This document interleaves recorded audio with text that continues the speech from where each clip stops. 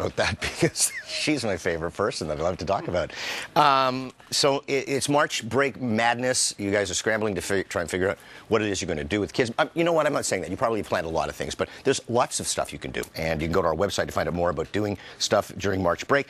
In fact, Nalini is at the Science Center. She's going to tell you about something great that the entire family can do, mostly the kids. She's out there now. But what weather are you looking for this weekend? I mean, this week during March break.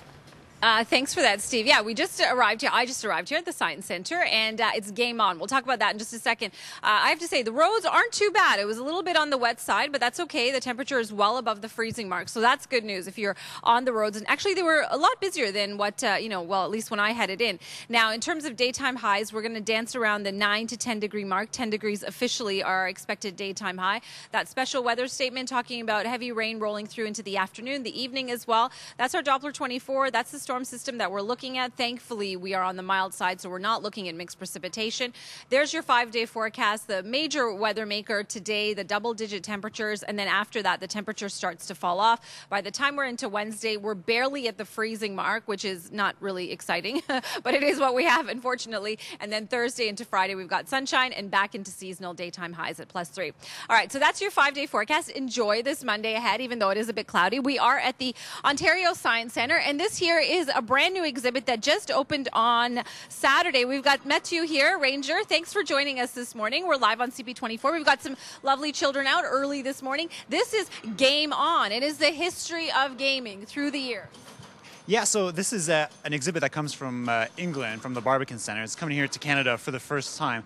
And it kind of looks at the art, the culture, the design development, the future, the technology of video games. So right now we're in the kind of old section, the ancient games a little bit. So we're surrounded by museum antiques almost. Which is really funny because some of us, you know, who are on CP24 Breakfast grew up playing this. Not me. I don't know what this game is. So this is Pong, which is kind of a really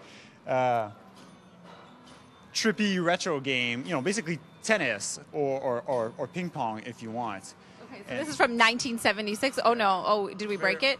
No, you just reset it. So a very old kind of Atari game, but incredibly popular when it came out. Really started the kind of video game industry almost in a way. Now we've got, of course, we've got the pinball machines here. We've got Aaron as well as Taylor. Can I chat with them? Aaron, good morning. How are you? Good morning. Happy March break. Thank you.